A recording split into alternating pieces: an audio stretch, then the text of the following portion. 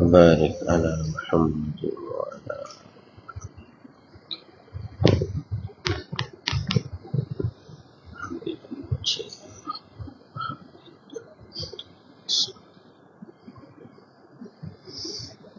إن الحمد لله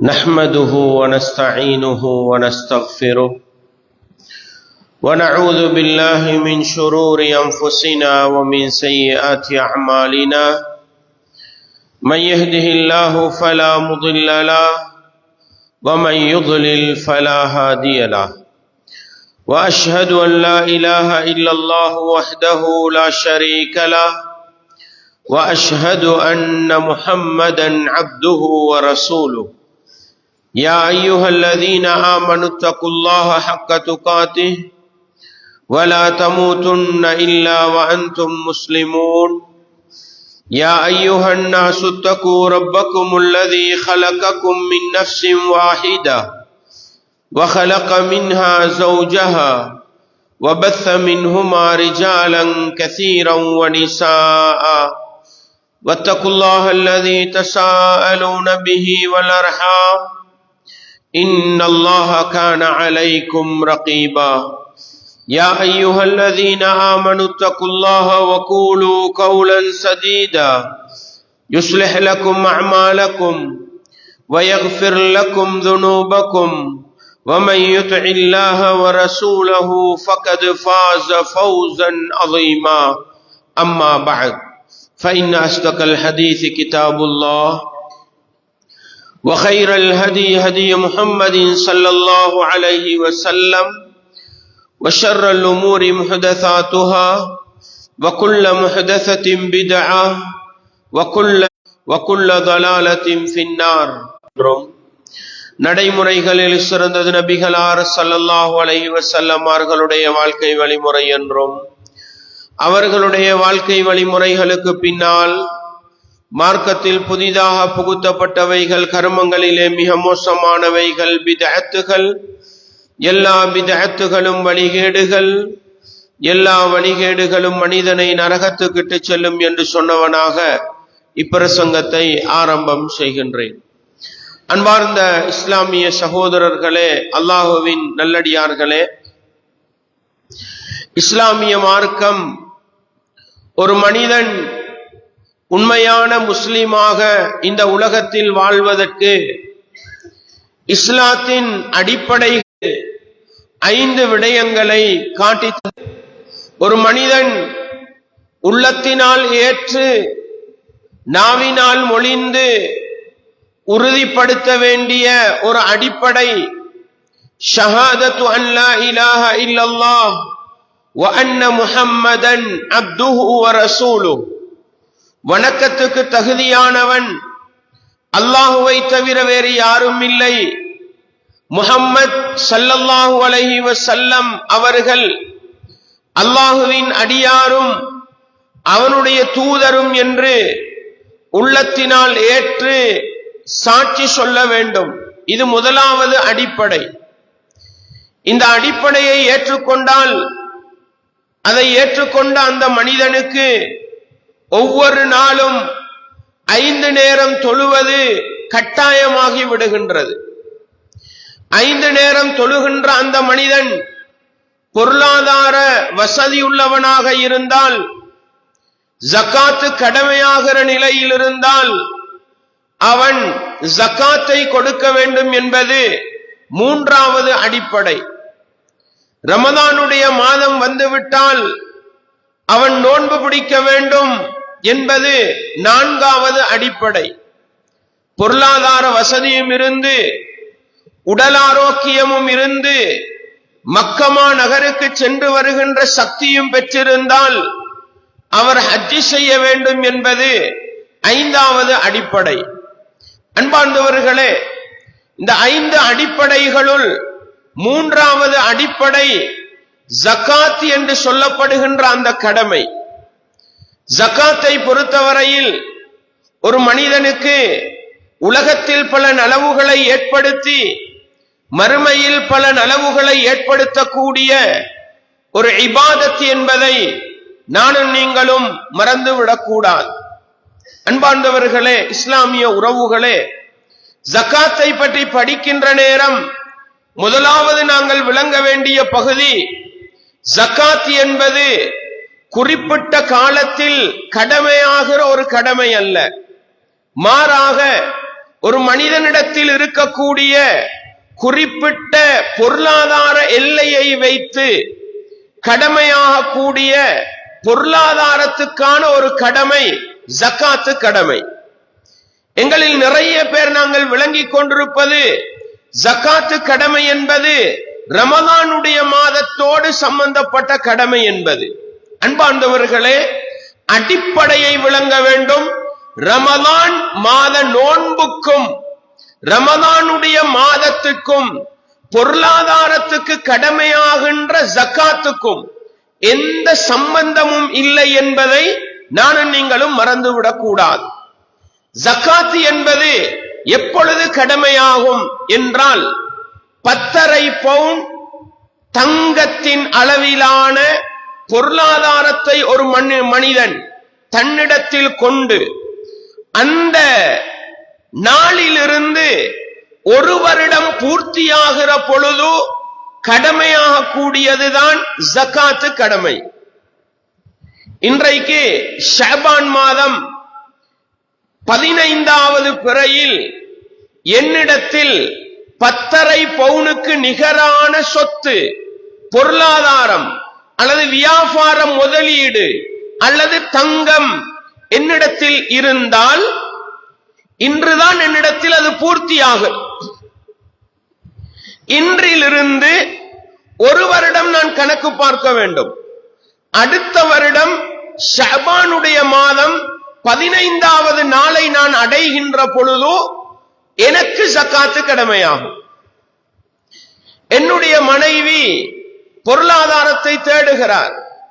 பொருளாதாரத்தை சேமித்து சேமித்து, தங்கத்தை சேமித்து சேமித்து, வியாபாரத்தில் முதலீடு செய்து 10.5 பவுன் தங்கம் அவருக்கு ரபியுல் அவ்வல் மாதம் 10வது நாளன்று பூர்த்தியாகிறது. வியாபாரத்தின் முதலீடு ரபியுல் அவ்வல் மாதம் 10ஆம் திகதி அவருக்கு 10.5 பவுனை அடைகிறது. அன்றிலிருந்து ஒரு வருடம் கணக்கு பார்க்க வேண்டும். அடுத்த வருடம் ரபியுல் அவ்வல் மாதம் 10வது நாள் அவர் ஜகாத்து கொடுக்க வேண்டிய நாள். இப்படி ஜகாத் என்பது ஒவ்வொரு மனிதனுக்கும் அந்த அளவை அடைகிற நாளிலிருந்து ஒரு வருடம் பூர்த்தியாகிற பொழுது அவர் ஜகாத்தை நிறைவேற்றிய வேண்டிய நாளை அல்லாமல் ரமலானுடைய மாதத்திற்கும் ஜகாத்து கடமைக்கும் எந்த சம்பந்தமும் கிடையாது. தொழுகை ஒவ்வொரு நாளும் வயதுக்கு வந்த ஒவ்வொரு முஃமினும் 5 நேரம் தொழ வேண்டும். நோன்பு வயதுக்கு வந்து பிடிக்கின்ற அளவுக்கு ஆரோக்கியம் இருந்தால் ரமலானுடைய மாதத்தில் பிடிக்க வேண்டும். ஹஜ் பொருளாதார வசதி, உடல் ஆரோக்கியம், மக்காவுக்கு சென்று வருகின்ற வசதி வாய்ப்பு இருந்தால் ஹஜ்ஜுடைய மாதத்தில் தான் அது கடமையாகும். ஆனால் ஜகாத்தை பொறுத்தவரையில் ஒவ்வொரு மனிதனுடைய பொருளாதார நிலுவையை வைத்து அவன் 10.5 பவுனுடைய பெறுமதியை அடைகிற நாளிலிருந்து ஒவ்வொரு மனிதனுக்கும் அவரவர் அடைகிற நாள், அந்த நாளிலிருந்து ஒருவரிடம் என்ன செய்ய வேண்டும்? பூர்த்தியாவினால் ஜகாத்து கொடுக்க வேண்டும். இந்த அடிப்படையை புரிந்து கொண்டால்தான் ஜகாத்து கடமையை சரியாக நிறைவேற்ற முடியும் என்பதை நானும் நீங்களும் மறந்துவிடக் கூடாது. உதாரணத்துக்காக, ஒருவருக்கு ஜகாத்துடைய கடமை ரபியுல் அவ்வல் 25வது பிறையில் வருகிறது. இன்னொருவருக்கு முஹர்ரம் மாதம் 10வது பிறையில் வருகிறது. இவர்கள் அந்த டேட்டை கணக்கெடுக்கல்ல, அந்த நாளை கணக்கெடுக்கல்ல. ரமலானில் கொடுப்போம் என்று கணக்கில்லாமல் இருந்தால், அதற்கு முன்னால் அவர் மரணித்தால் அவர் கட்டாயம் குற்றவாளியாகுவார். அவருடைய கடமையை பாழ்படுத்திய குற்றத்துக்கு அவர் ஆளாகுவார். எனவே பொருளாதாரத்தை சேமிக்கிற ஒவ்வொருவரும் 10.5 பவுன் எப்பொழுது அவருடைய உரிமையில் வருகிறது, அவருடைய சொந்தத்தில் வருகிறது, அதையும் பார்க்க வேண்டும். அன்றிலிருந்து ஒரு வருடம் பூர்த்தியாவதையும் பார்க்க வேண்டும் என்கிற பாடத்தை நானும் நீங்களும் ஒருபோதும் மறந்துவிடக் கூடாது. இந்த ஜகாத்தை சரியாக நாங்கள் நிறைவேற்றுகின்ற பொழுதோ இஸ்லாம் அதற்கு பின்னால் பல உலக நலவுகளையும் மறுமை நலவுகளையும் வைத்திருக்கிறது என்பதை நானும் நீங்களும் மறந்துவிடக் கூடாது. ஒரு மனிதனுடைய ஈமான் அல்லது ஒரு மனிதனுடைய இஸ்லாம் பரிபூரணம் அடைவது ஜகாத்து கடமையை கொண்டுதான் என்பதையும் மறந்துவிடக் கூடாது. அன்பார்ந்தவர்களே, ரசூலுல்லாஹ் ஸல்லல்லாஹு அலைஹி வஸல்லம் அவர்கள் முஆத் ரலியல்லாஹு அன்ஹு அவர்களை யமனுக்கு அழைப்பாளராக அனுப்புகிறார்கள். அனுப்பி வைக்கக்கூடிய நேரத்தில் அல்லாஹ்வுடைய தூதர் சொன்னார்கள், முஆதே, நீங்கள் வேதக்காரர்கள் வாழுகிற பகுதிக்கு செல்கிறீர்கள். அவர்களிடத்தில் சென்றால் முதலாவது அவர்களை அழைக்க வேண்டும். வணக்கத்துக்குரியவன் அல்லாஹுவை தவிர வேறு யாரும் இல்லை என்ற அந்த கொள்கையின் பக்கமும், முஹம்மத் ஸல்லல்லாஹு அலைஹி வஸல்லம் அல்லாஹ்வுடைய தூதர் என்ற அந்த கொள்கையின் பக்கமும், இது நம்பிக்கை சார்ந்தது. இதன் பக்கம் அழைத்து ஃபஇன்ஹும் அதாஉ லிதாலிக், அந்த வேதக்காரர்கள் அந்த கொள்கையை ஏற்று உங்களுக்கு கட்டுப்பட்டால் ஃபஅலிமுஹும் அன்னல்லாஹ கத் இஃப்தரத அலைஹிம் 5 ஸலவாத்தின் ஃபீ குல்லி யௌமின் வ லைலா, இரவு பகல் என்று 24 மணித்தியாலத்தில் அவர்களுக்கு நீங்கள் சொல்லுங்கள். அதையும் அவர்கள் ஏற்றுக்கொண்டு உங்களுக்கு கட்டுப்பட்டால் ஃபஅலிமுஹும் அன்னல்லாஹ கத் இஃப்தரத அலைஹிம் ஸதகத்தன் ஃபீ அம்வாலிஹிம், அல்லாஹுவை ரப்பாக ஏற்று முஹம்மது நபி அவர்களை அல்லாஹ்வுடைய தூதராக ஏற்றால் அடுத்த கடமை ஒரு நாளைக்கு 5 நேரம் தொழ வேண்டும். ஒரு நாளைக்கு நான் 5 நேரம் தொழுவேன் என்று ஏற்றுக்கொண்டால் அடுத்த கடமை பொருளாதாரத்தில் தன்னிறைவை அடைந்திருந்தால் அவர் ஜகாத்து கொடுக்க வேண்டும் என்பதை ஏற்றுக்கொள்ள வேண்டும். அந்த ஜகாத் என்பது பணக்காரர்களுடைய சொத்திலிருந்து எடுக்கப்பட்டு ஏழைகளுக்கு அது கொடுக்கப்படும். இதையும் அவர்கள் ஏற்றுக்கொண்டால் என்று அல்லாஹ்வுடைய தூதரை நாங்கள் பார்க்கலாம். எனவே உண்மையான முஸ்லிமாகுவது படைத்தவன் ரப்பு என்ற அல்லாஹுவை ஏற்றுக்கொண்டு முஹம்மது நபி அவர்களை அல்லாஹ்வுடைய தூதர் என்று ஏற்றுக்கொண்டால் ஒரு நாளைக்கு 5 நேரம் தொழ வேண்டும். 5 நேரம் தொழுகிறதையும் ஏற்றுக்கொண்டால் அடுத்தது அவர் 3வது ஏற்றுக்கொள்ள வேண்டியது, அவர் பொருளாதாரம் தன்னிறைவு இல்லை என்றால் ஜகாத்து கடமையொன்று இருக்கிறது என்று ஏற்றுக்கொள்ள வேண்டும். பொருளாதாரத்தில் அவர் தன்னிறைவை அடைந்து 10.5 பவுனுடைய பெறுமதிக்கான சொத்தை அடைந்து கொண்டால் தன் மீது ஜகாத்து கடமை என்று ஏற்றுக்கொண்டு 1 வருட பூர்த்தியில் ஜகாத்து கொடுக்க வேண்டும் என்கிற கடமையும் அவர் என்ன செய்ய வேண்டும், நிறைவேற்ற வேண்டும் என்கிற பாடத்தை நானும் நீங்களும் ஒருபோதும் மறந்துவிடக் கூடாது. இந்த 3 அடிப்படைகளையும் ஏற்றுக்கொள்ளவில்லை என்றால் அல்லது 3இல் ஒன்றை மறுத்தால் அவருக்கு எதிராக இஸ்லாமிய ஆட்சி தலைவர் யுத்த பிரகடனம் செய்வார். அவருடைய இரத்தத்துக்கு பெறுமதி இல்லாமல் போய்விடும் என்றால் அவர் கொலை செய்யப்பட வேண்டிய தகுதியுள்ளவர் என்கிற நிலைக்கு போவார் என்கிற சட்டத்தை இஸ்லாமிய சட்டம் சொல்லும் என்பதை நானும் நீங்களும் மறந்துவிடக் கூடாது. அன்பார்ந்தவர்களே, இஸ்லாமிய உறவுகளே, இந்த அளவுக்கு ஈமானுக்கு பின்னால், தொழுகைக்கு பின்னால் இஸ்லாத்தில் மிகவும் வலியுறுத்தப்பட்ட ஒரு கடமை ஜகாத் என்பதை நானும் நீங்களும் மறந்துவிடக் கூடாது. அல் குர்ஆனிலே அல்லாஹ் கிட்டத்தட்ட 29 இடங்களில் தொழுகையை சொல்லுகின்ற பொழுதெல்லாம் ஜகாத்தையும் சேர்த்து சொல்வதை பார்க்கலாம். அகீமுஸ் ஸலா வ ஆத்துஸ் ஸகாத், தொழுகையை நிலைநாட்டுங்கள், ஜகாத்தையும் கொடுங்கள். இந்த இரண்டையும் அல்லாஹ் பிரித்து நோக்கி இருப்பது மிக மிக குறைவான வசனங்களில். அன்பார்ந்தவர்களே, இஸ்லாமிய உறவுகளே, தொழுகையை விட்டும் ஜகாத்தை பிரித்து நோக்கி இருப்பது மிக மிக குறைவான சில இடங்களில் தான்.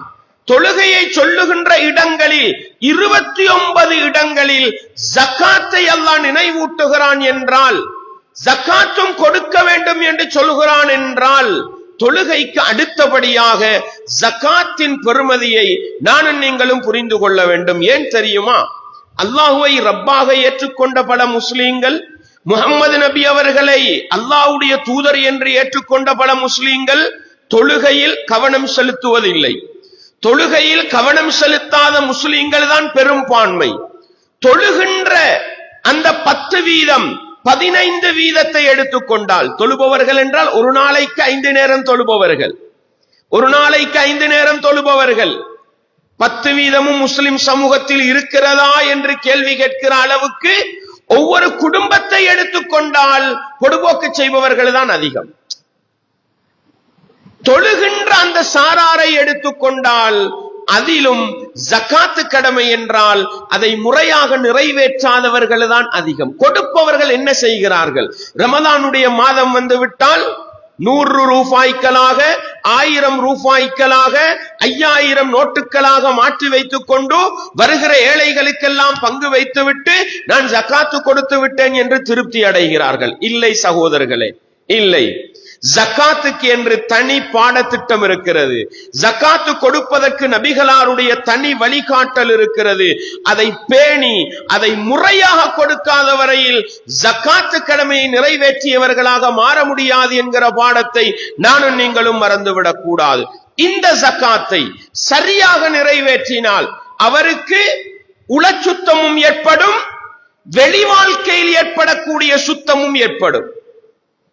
அல்லாஹ் அல் குர்ஆனிலே நபி அவர்களை பார்த்து சொல்லுகின்ற பொழுது, குத் மின் அம்வாலிஹிம், நபியே அவர்களுடைய பொருளாதாரத்திலிருந்து சதகதன், ஜகாத்தை நீங்கள் எடுங்கள், கடமையான தர்மத்தை நீங்கள் எடுங்கள், துதஹிருஹும் வ துஸக்கீஹிம் பிஹா.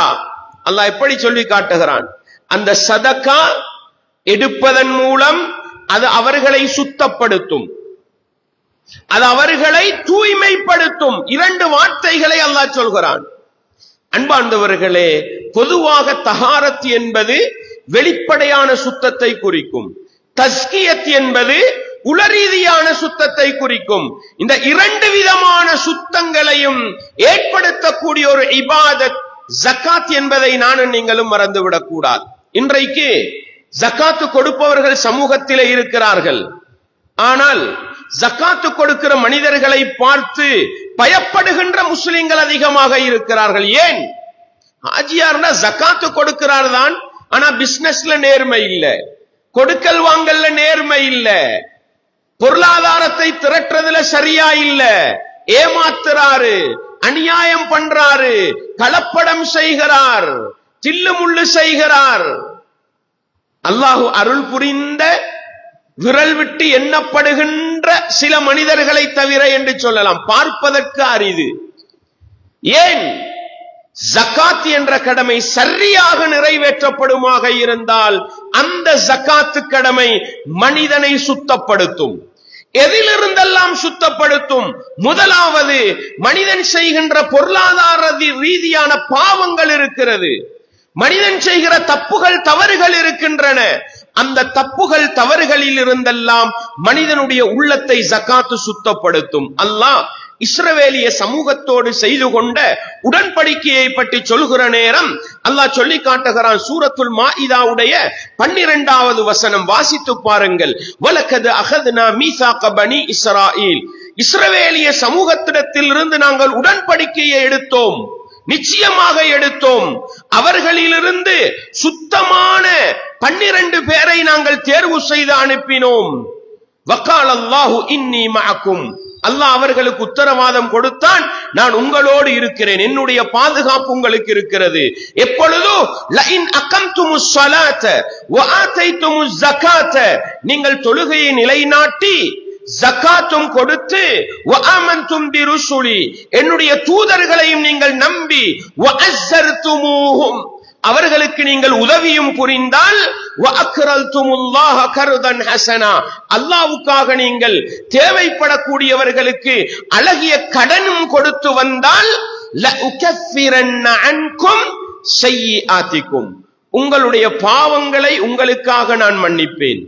வலஉத்கிலன்னகும் ஜன்னாத்தின் தஜ்ரி மின் தஹ்திஹல் அன்ஹார், கீழால் ஆறுகள் ஓடுகின்ற சுவனத்தோப்புகளில் உங்களை நான் நுழைவிப்பேன் என்று அல்லாஹ் சொல்கிறான். பாருங்கள், அந்த நல்ல மனிதர்களோடு செய்து கொள்ளப்பட்ட உடன்படிக்கை, அதிலே மிக பிரதானம் தொழுகையை நிலைநாட்ட வேண்டும், ஜகாத்து கொடுக்க வேண்டும், உங்களுடைய பாவங்கள் மன்னிக்கப்படும் என்று அல்லாஹ் உத்தரவாதம் தருகிறான். அன்பார்ந்தவர்களே, மனிதன் நாசமாகி போவது எங்கே? மனிதன் கெட்டவனாகுவது எங்கே? மனிதன் சீரழிந்து போவது எங்கே? செய்கிற பாவங்களின் ஊடாகத்தான் மனிதன் கெட்டு போகிறான். பாவம் செய்ய செய்ய உள்ளத்தில் கருப்பு புள்ளிகள் விழுந்து கொண்டே இருக்கும். பாவங்களை செய்ய நெருங்க நெருங்க உள்ளம் வீணாகிக் கொண்டே போகும். அல்லாஹ்வுடைய தூதர் சொன்னார்கள், கருப்பு புள்ளிகள் விழுந்து விழுந்து அவனுடைய உள்ளம் கருப்பு உள்ளமாக மாறிவிடும். கல்கூசி முஜஹியா என்றார்கள். ஒரு கண்ணாடி கோப்பையை புரட்டி மூடினால் எப்படி இருக்கும்? அதுபோன்று புரட்டி மூடிய கோப்பைக்குள் என்னதான் தேநீரை ஊற்றினாலும், என்னதான் ட்ரிங்க்ஸை ஊற்றினாலும், என்னதான் நல்ல பானத்தை ஊற்றினாலும் அந்த கோப்பை எடுக்காது. அது போன்றுதான் என்ன உபதேசம் கேட்டாலும், என்ன அறிவுரை கேட்டாலும், பாவத்தினால் கருத்து போன உள்ளம் பயனடையாது என்று அல்லாஹ்வுடைய தூதர் உதாரணத்தோடு தெளிவுபடுத்தினார்கள். இந்த மனிதனை நாசமாக்குகின்ற, அல்லாஹ்வுடைய மார்க்கத்தை விட்டும் தூரமாக்குகின்ற, உள்ளத்தை பழுதடைய செய்கின்ற இந்த பாவங்களை எல்லாம் மன்னிக்க வைக்கும் சரியான ஜகாத், சரியான ஜகாத். அன்பார்ந்தவர்களே, அல்லாஹ்வுக்காக பொருளாதாரத்துக்குரிய ஜகாத்தை கொடுக்க வேண்டிய தினத்தில் சரியாக கணக்கு பார்த்து சேர வேண்டிய சமூகத்துக்கு முறையாக சேர்த்து விட்டால் நிச்சயமாக பாவத்தின் கரைகளை எல்லாம் போக்கி உள்ளத்தை சுத்தப்படுத்துகின்ற மிகச்சிறந்ததோர் இபாதத் ஜகாத்து கடமை என்பதை நானும் நீங்களும் மறந்துவிடக் கூடாது. இந்த ஜகாத் சரியாக கொடுக்கின்ற நேரம் மனித உள்ளத்தில் இருக்கக்கூடிய விரோதங்கள், குரோதங்கள், வைராக்கியங்கள் அனைத்தும் அழிந்து போகக்கூடிய அளவுக்கு ஜகாத்து பயனளிக்கும். கொடுப்பவருக்கும் பயனளிக்கும், எடுப்பவருக்கும் பயனளிக்கும். உதாரணத்துக்கு கொண்டை சொல்கிறேன் பாருங்கள். சூரா அல் கலத்திலே, நூன்வல் கலமி என்ற அந்த சூறாவிலே ஒரு சமூகத்தின் பொருளாதாரம் அளிக்கப்பட்ட வரலாறை அல்லாஹ் சொல்கிறான்.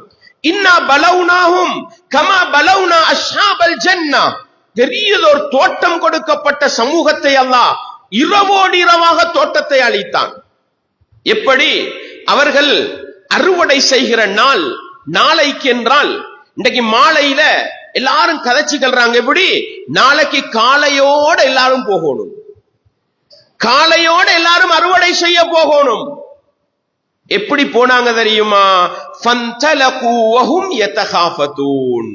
காலையில போறாங்க அறுவடை செய்யறதுக்கு, ஒளிஞ்சொளிஞ்சி போறாங்க, மறைஞ்சி மறைஞ்சி போறாங்க. எதற்காக தெரியுமா? அல்லா யதுகுலன்னஹல் யௌம அலைக்கும் மிஸ்கீன். அவங்களோட நோக்கம் என்ன தெரியுமா? இன்றைக்கு அறுவடை செய்யற நாள், ஏழைகள் யாரும் அந்த இடத்துக்கு வந்துடப்படா. என்ன நோக்கம்? என்ன நோக்கம்? ஏழைகள் அந்த இடத்துக்கு வந்து விடக்கூடாது. ஏன்? நான் அறுவடை செய்யற நேரம் 10 ஏழை பக்கத்துல இருந்தா ஒவ்வொரு கிலோ கொடுக்க வேண்டி வரும். அதனால என்ன தெரியுமா பண்ணினாங்க? இந்த வசதி உள்ளவங்கள் எல்லாம் ஒருத்தருக்கும் தெரியாம போனாங்க. ஏழைகள் வரக்கூடாதுன்ற ஒப்பந்தத்தோட போனாங்க. ஏன்?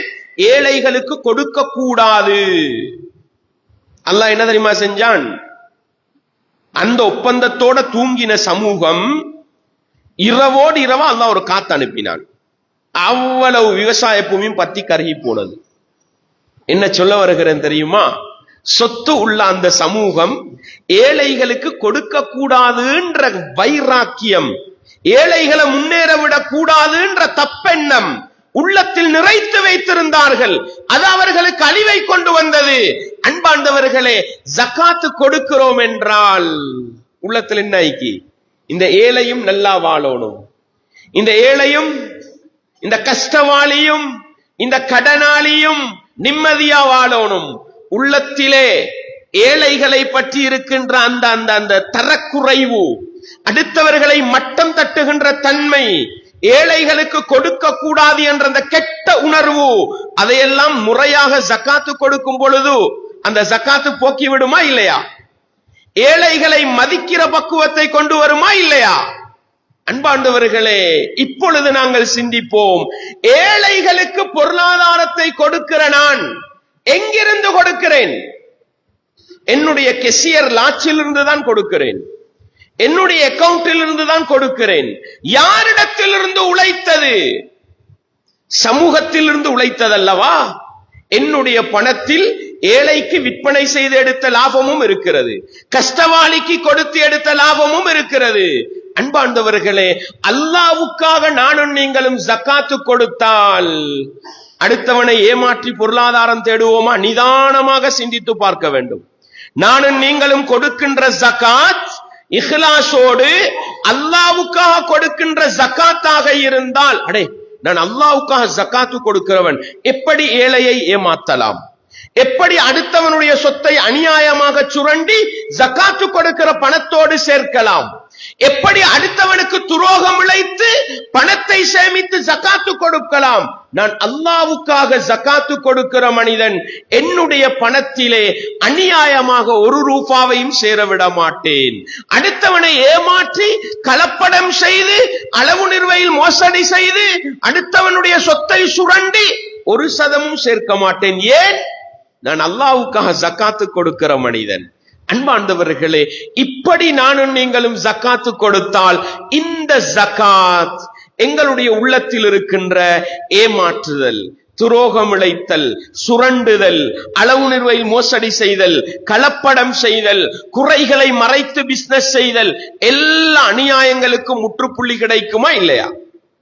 இந்த ஜக்காத் என்னையும் உங்களையும் மனிதர்களில் புனிதர்களாக மாற்றுமா இல்லையா? இன்னைக்கு பிசினஸ் மேன்டா என்ன? பிசினஸ் தலை இருக்கணுமா? என்ன பிசினஸ் தலை? பிசினஸ் தலைண்டா என்ன? எப்படி லாபம் தேடுறன்றதல்ல, எப்படி அடுத்தவனை ஏமாத்தி நம்மட சாக்க நிறைக்கிற, அடுத்தவனுக்கு தில்லு முள்ளு பண்ணி தண்ட கெசியர் லாச்ச நிறைக்கிற, இதத்தான் முதலாளித்துவம் பிசினஸ் மைண்ட் என்று கொடுக்குது. உண்மையாக நானும் நீங்களும் ஜக்காத்து கொடுத்தால் அந்த ஜக்காத்து நிச்சயமாக என்னையும் உங்களையும் பொருளாதார ரீதியாக செய்கிற அனைத்து தப்புகள், அனைத்து தவறுகள், அனைத்து அநியாயங்களிலும் இருந்தும் உள்ளத்தை சுத்தப்படுத்தும், மனித வாழ்க்கையை புனிதப்படுத்தும் என்கிற ஆழமான பாடத்தை நானும் நீங்களும் ஒருபோதும் மறந்துவிடக் கூடாது. அல்லாஹ் சொல்லி காட்டுகிறான் பாருங்க. ரசூலுல்லாஹ்வுடைய மனைவிமாரை பத்தி சொல்ற நேரம் சூரத்துல் அஹ்ஸாப் 33வது வசனம், வகர்ன ஃபீ புயூதிகுன்ன வலா தபர்ரஜ்ன தபர்ருஜல் ஜாஹிலியத்தில் ஊலா, நீங்கள் உங்களுடைய வீடுகளில் தங்கியிருங்கள். ஜாஹிலிய காலத்து பெண்மணிகள் பாதைகளில் சுத்தித் திரிந்தது போன்று இஸ்லாமிய வரம்புகளை மீறி நீங்கள் சுத்தித் திரிய வேண்டாம். வஅகிம்னஸ் ஸலாஹ், தொழுகையை நிலைநாட்டுங்கள். வஆதீனஸ் ஸகா, ஜகாத்தை கொடுத்து வாருங்கள். வஅத்இனல்லாஹ வரசூலா, அல்லாஹ்வுக்கும் அல்லாஹ்வுடைய தூதருக்கும் கட்டுப்பட்டு நடவுங்கள். இன்னமா யுரீதுல்லாஹு லியுذஹிப அன்குமுர் ரிஜ்ஸ அஹ்லல் பைத் வயுطஹிரக்கும் தத்ஹீரா. எதற்கு பெண் சமூகம் வீட்டுக்குள் இருக்க வேண்டும்? எதற்கு தொழுகையை நிலைநாட்ட வேண்டும்? எதற்கு ஜகாத்து கொடுக்க வேண்டும்?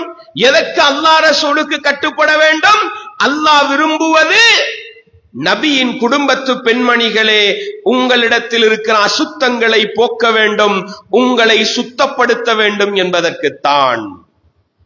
ஈமானிய சமூகத்தை படைத்தவன் ரப்புக்கு கட்டுப்படுகின்ற, அல்லாஹ்வுடைய தூதரை பின்பற்றி வாழுகின்ற சமூகத்தை சுத்தப்படுத்துகின்ற, பரிசுத்தப்படுத்துகின்ற பல விடயங்களுள் ஜகாத்தையும் அல்லாஹ் சொல்கிறான் என்றால், அன்பாண்டவர்களே, கேட்க வேண்டிய ஒரு கேள்வி இருக்குது. என்ன தெரியுமா? நானும் ஜக்காத்து கொடுக்கிறேனே, ஆனா ஏமாத்துறேனே. நானும் ஜக்காத்து கொடுக்கிறேனே, அடுத்தவண்ட பொருளாதாரத்தை திருடுகிறேனே. நானும் ஜக்காத்து கொடுக்கிறேனே, அநியாயமாக அடுத்தவண்ட சொத்தை சுரண்டுகிறேனே. முடிவென்ன தெரியுமா?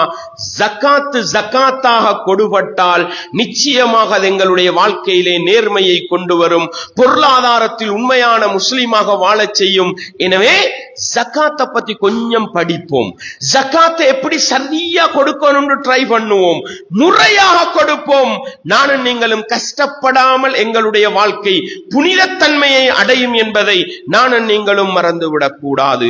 அன்பார்ந்தவர்களே, இஸ்லாமிய உறவுகளே, அதே போன்றுதான் இந்த ஜகாத் என்பது எங்களுடைய பொருளாதாரத்தை அபிவிருத்தி அடைய செய்யும். எங்களுடைய பொருளாதாரத்தை அபிவிருத்தி அடைய செய்யும். அது எப்படி என்ற பகுதியை நாங்க இரண்டாவது குத்துபால பார்ப்போம். வல்லவன் ரஹ்மான் ஜகாத்தின் பெருமதியை சரியாக விளங்கி அந்த ஜகாத்தை முறையாக கொடுத்து உலக நலவுகளையும் மறுமை நலவுகளையும் பெற்றுக் கொள்ளுகின்ற நல்ல மக்களாக என்னையும் உங்களையும் வல்லவன் ரஹ்மான் ஆக்கிவிட வேண்டும். வ ஆகிரு தஅவானா அனில் ஹம்துலில்லாஹி ரப்பில் ஆலமீன்.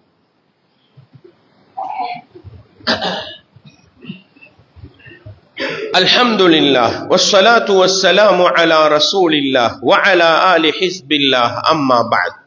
அன்பார்ந்த இஸ்லாமிய சகோதரர்களே, அல்லாஹுவின் நல்லடியார்களே, ஜகாத் என்ற அந்த கடமை, அதை நிறைவேற்றுகின்ற அந்த மனிதர்களுக்கும் அந்த கடமையை ஏற்றுக்கொள்ளுகின்ற முஃமின்களுக்கும் உலகத்திலும் பல நலவுகள் மறுமையிலும் பல நலவுகளை கொண்டு வரும். அந்த அடிப்படையில் ஜகாத்து கொடுக்கும் பொழுது 100க்கு 2.5% கொடுக்கிறோம் என்றால் எங்களுடைய பொருளாதாரத்தில் ஒரு வீழ்ச்சி காணுவது போன்று எங்களுக்கு விளங்கும். சும்மா 100க்கு 2.5% கொடுக்கிறதா? அன்பார்ந்தவர்களே, இஸ்லாமிய உறவுகளே, நாங்கள் அல்லாஹ்வுக்காக ஏழைகளுக்கு சேர வேண்டிய சொத்து அந்த ஜகாத்தை 100க்கு 2.5% கொடுக்கின்ற பொழுது அல்லாஹ் என்ன செய்வான்? யம்ஹகுல்லாஹு ரிபா வ யுர்பிஸ் ஸதகாத்.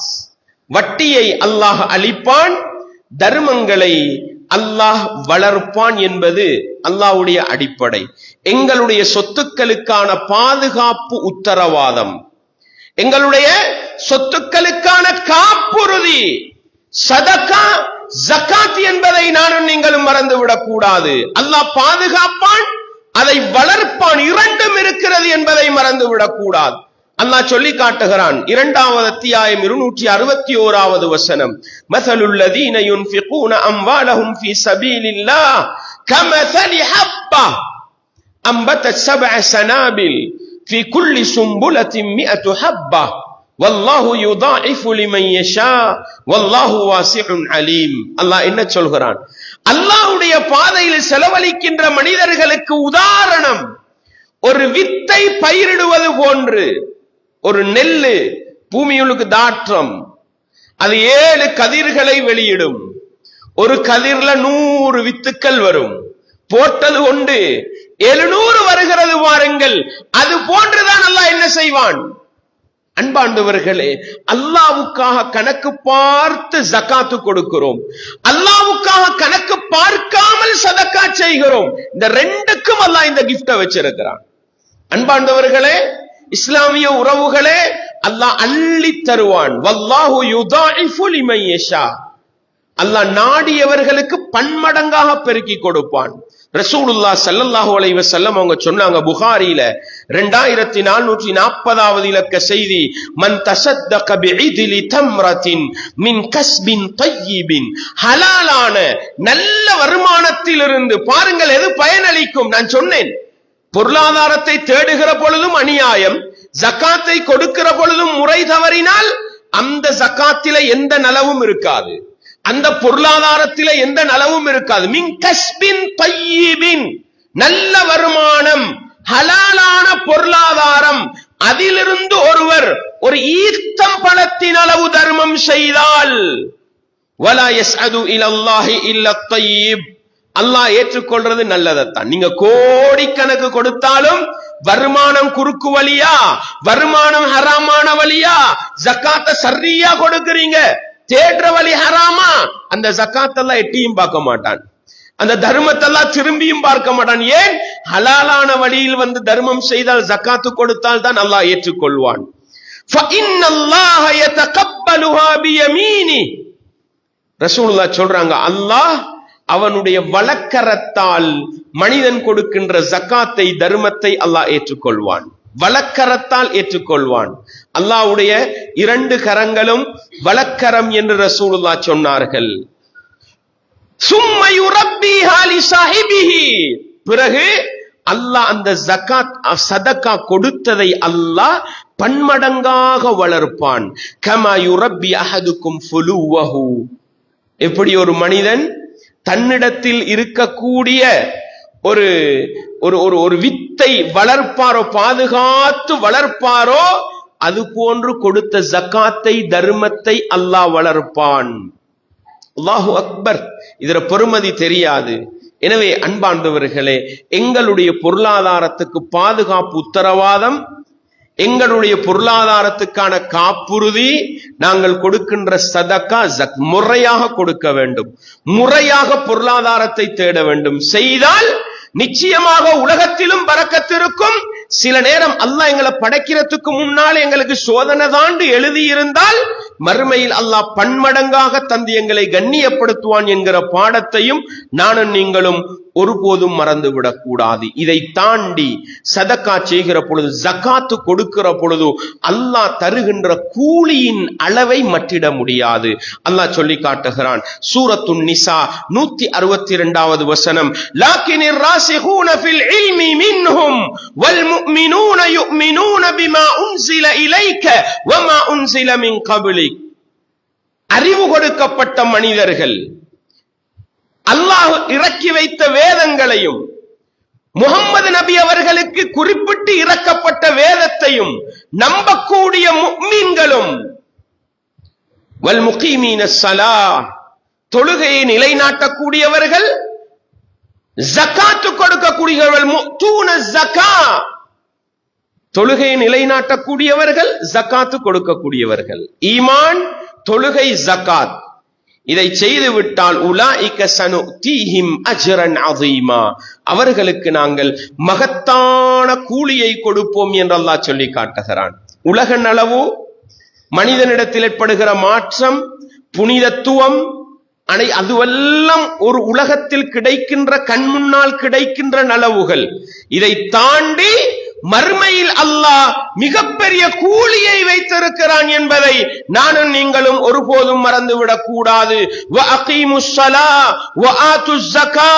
தொழுகையை நிறைவேற்றுங்கள், ஜகாத்தை கொடுத்து வாருங்கள், அல்லாஹ்வுக்காக அழகிய கடன் கொடுங்கள். வமா துகத்திமு லி அன்ஃபுசிக்கும் மின் கைரின் தஜிதுஹு இன்தல்லாஹ், நீங்கள் உங்களுக்காக என்று கொடுக்கக்கூடிய அந்த நல்ல காரியம், நீங்க கொடுக்கிற தர்மம், ஜகாத் எல்லாம் உங்களுக்காக பதியப்படக்கூடியது. அல்லாஹ்விடத்தில் அது பாதுகாக்கப்படும், சிறந்ததாக இருக்கும். வஅஅதம அஜ்ரா, கூலியில் மிகச் சிறந்ததை உங்களுக்கு பெற்றுத்தரும் என்று அல்லாஹ் சொல்லி காட்டுகிறான். எனவே அன்பார்ந்தவர்களே, இஸ்லாமிய உறவுகளே, ஜகாத்து கடமையை கொஞ்சம் படியுங்கள். அதை எப்படி நிறைவேற்ற வேண்டும், எவ்வளவு நிறைவேற்ற வேண்டும், எப்பொழுது நிறைவேற்ற வேண்டும், யாருக்கு கொண்டு போய் சேர்க்க வேண்டும், சரியாக படித்து முறையாக நிறைவேற்றினால் உலக நலவு, மறுமை நலவு அனைத்தையும் பெற்றுத்தரக்கூடிய, உலகத்துக்கு மிகச்சிறந்ததோர் பொருளாதார திட்டத்தை காட்டக்கூடிய அடிப்படைதான் ஜகாத்து கடமை என்பதை நானும் நீங்களும் புரிந்து கொண்டு இந்த ஜகாத்து கடமையை சரியாக நிறைவேற்றுகின்ற நல்ல மனிதர்களாக வாழ்ந்து மரணிக்க நானும் நீங்களும் முயற்சி செய்வோம். வல்லவன் ரஹ்மான் எனக்கும் உங்களுக்கும் எல்லா ஈமானிய உறவுகளுக்கும் அந்த பாக்கியத்தை தந்தருள வேண்டும். வஆஹிரு தஅவானா அனில் ஹம்துலில்லாஹி ரப்பில் ஆலமீன்.